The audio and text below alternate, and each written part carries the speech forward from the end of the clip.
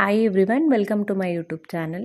Temple style ಊಟ ಅಂದರೆ ಎಲ್ರಿಗೂ ಫೇವ್ರೇಟ್ ಇರುತ್ತೆ ಅಲ್ವಾ. ಇದೇ ಕಾನ್ಸೆಪ್ಟ್ನ ಮಲ್ಲೇಶ್ವರಮಲ್ಲಿರೋ ಬೈ ಟು ಕಾಫಿ ಅವರು ಕೂಡ ಸ್ಟಾರ್ಟ್ ಮಾಡಿದ್ದಾರೆ. ಅಂದರೆ ಅವರು ಟೆಂಪಲ್ ಮೀಲ್ಸ್ ಅಂತ ಸ್ಟಾರ್ಟ್ ಮಾಡಿದ್ದಾರೆ. 2012ಇಂದ ಬಾಳೆ ಎಲೆ ಊಟನ ಸ್ಟಾರ್ಟ್ ಮಾಡಿದ್ರು. ಇದ್ರ ಎಕ್ಸಾಕ್ಟ್ ಲೊಕೇಶನ್ ಇರೋದು ಮಲ್ಲೇಶ್ವರಂ 7th ಕ್ರಾಸಲ್ಲಿ. ಇದಿರೋದು CTR ಆಪೋಸಿಟಲ್ಲೇ. ಗೌರಿ ಗಣೇಶ ಹಬ್ಬ ಇರೋದ್ರಿಂದ ಸ್ಪೆಷಲ್ ಬಾಳೆ ಎಲೆ ಊಟನ ಕೂಡ ಅವರು ಮಾಡಿದ್ದಾರೆ. ಅದು ಅನ್ಲಿಮಿಟೆಡ್ 300 ರುಪೀಸ್ಗೆ ಬಾಳೆ ಎಲೆ ಊಟ. ನಾರ್ಮಲ್ ಡೇಸಲ್ಲಿ ಹೋದರೆ 160 ರುಪೀಸ್ಗೆಲ್ಲನೂ ಸಿಗುತ್ತೆ. ಇದು ಒಳಗಡೆ ಎಂಟ್ರಿ ಆಗಿದ ತಕ್ಷಣ ರಾಘವೇಂದ್ರ ಸ್ವಾಮಿಗಳ ಫೋಟೋ ಇದೆ. ಆಮೇಲೆ ಟೆಂಪಲ್ ಥರನೇ ಗಂಟೆ ಕೂಡ ಇಟ್ಟಿದ್ದಾರೆ. ಹೋಗಿದ ತಕ್ಷಣ ಬಾಳೆ ಎಲೆ ಮತ್ತು ವಾಟರ್ ಬಾಟಲ್ನ ಕೊಡ್ತಾರೆ. ನಾರ್ಮಲಾಗಿ ಬಾಳೆ ಎಲೆ ಊಟ ಅಂತ ಹೇಳಿದ್ರೆ ಮೊದಲಿಗೆ ಹೋಗಿದ ತಕ್ಷಣ ಉಪ್ಪು ಮತ್ತು ಉಪ್ಪಿನಕಾಯಿ ಆ ಥರ ಹಾಕ್ತಾರೆ ಅಲ್ವಾ. ಬಟ್ ಇವತ್ತು ಇಲ್ಲೇನು ಡಿಫ್ರೆಂಟ್ ಆಗಿತ್ತು ಅಂತ ಹೇಳಿದ್ರೆ ಹೋಗಿದ ತಕ್ಷಣ ಪಂಚಕಜ್ಜಾಯ ಹಾಕ್ತಾರೆ. ಅದಾದಮೇಲೆ ಪಂಚಕಜ್ಜಾಯ ಇದೆ ಫಸ್ಟ್ ಟೈಮ್ ನಾನು ತಿಂದಿದ್ದು. ತುಂಬಾ ಟೇಸ್ಟಿಯಾಗಿ ಚೆನ್ನಾಗಿತ್ತು. ಅದಾದಮೇಲೆ ಉಪ್ಪು, ಉಪ್ಪಿನಕಾಯಿ, ಕಡಲೆಕಾಳು, ಉಸ್ಲಿ ಮತ್ತು ಕೋಸಂಬರಿ, ಬೀನ್ಸ್ ಪಲ್ಯ ಎಲ್ಲನೂ ಕೊಟ್ಟರು.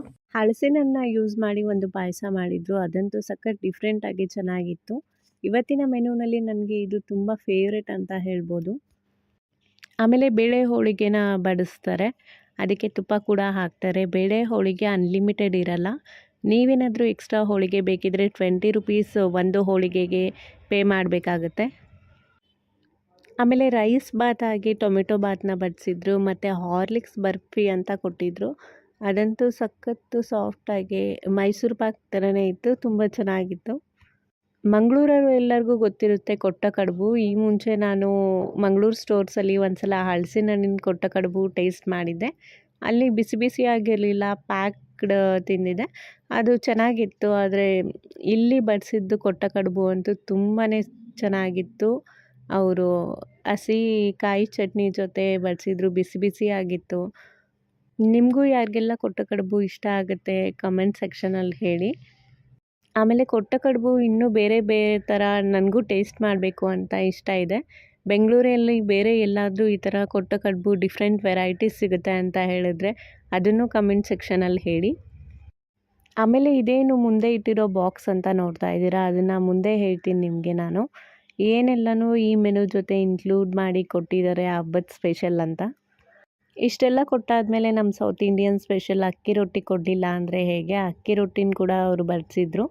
ಅದ್ರ ಜೊತೆ ಒಂದು ಕಾಳದು ಗ್ರೇವಿ ಕೂಡ ಹಾಕಿದರು. ಅದು ಟೇಸ್ಟು ಚೆನ್ನಾಗಿತ್ತು.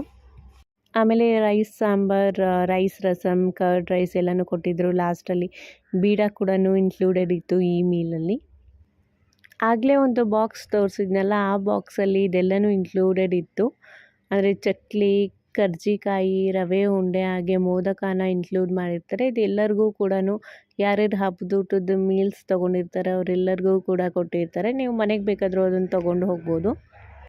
ಹಬ್ಬದ ಟೈಮಲ್ಲಿ ಪ್ರಿಪ್ರೇಷನ್ ಇರ್ಬೋದು, ಇಲ್ಲ ಫ್ರೆಂಡ್ಸು ಫ್ಯಾಮಿಲಿ ಮೆಂಬರ್ಸ್ನ ಮೀಟ್ ಮಾಡೋದು, ಗೆಟ್ ಟುಗೆದರ್ ಮಾಡೋದು, ಇದೆಲ್ಲನೂ ಕಾಮನ್ ಆಗಿರುತ್ತೆ. ಮನೇಲಿ ಹಬ್ಬದ ಅಡುಗೆ ಯಾರಿಗೆಲ್ಲ ಮಾಡೋಕ್ಕಾಗಲ್ಲ ಅವರೆಲ್ಲ ಈ ಥರ ಆರ್ಡರ್ ಮಾಡ್ಕೊಳ್ಬೋದು ಬೇಕಿದ್ದರೆ.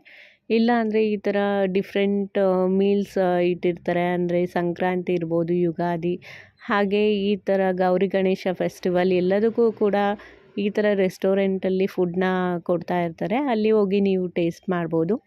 ನೀವು ಮಲ್ಲೇಶ್ವರಂ ಕಡೆ ಹೋದರೆ ತಪ್ಪದೆ ಇಲ್ಲೋಗಿ ಒಂದ್ಸಲ ಟ್ರೈ ಮಾಡಿ ನಿಮ್ಮ ಎಕ್ಸ್ಪೀರಿಯನ್ಸ್ ಹೇಗಿತ್ತು ಅಂತ ಕಾಮೆಂಟ್ ಸೆಕ್ಷನಲ್ಲಿ ಹೇಳಿ. ಇಲ್ಲಿ ಲಿಮಿಟೆಡ್ ಫುಡ್ ಕೂಡ ಸಿಗುತ್ತೆ, ಅನ್ಲಿಮಿಟೆಡ್ ಮಾತ್ರ ಅಲ್ಲ.